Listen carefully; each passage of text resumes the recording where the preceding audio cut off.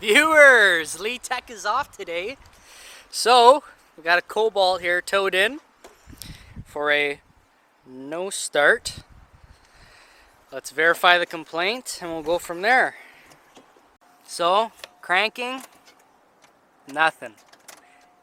Dash lights are dead.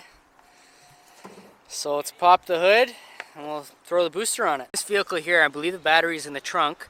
So to boost it, you go off the fuse box, positive, and put the ground cable there.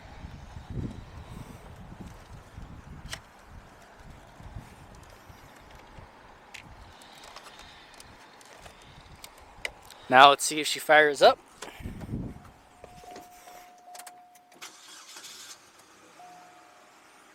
Alright, so it starts. So most likely it's going to need a battery, but we're going to go through the procedure on how to check the battery and all that good stuff. So the battery is located under the trunk.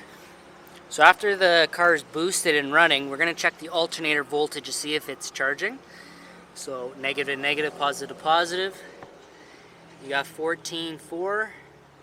You want to see from 14 to 15 in between there, that alternator's charging, which is a good sign.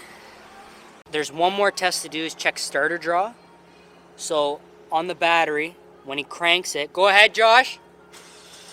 See how it went to 9.6? That's the spec, basically, of a failed battery on the starter draw. So when the starter starts, it pulls so much current from the battery. If it's anywhere under 10, this vehicle is going to have issues starting. So this is a simple battery replacement, and the customer should be on its way.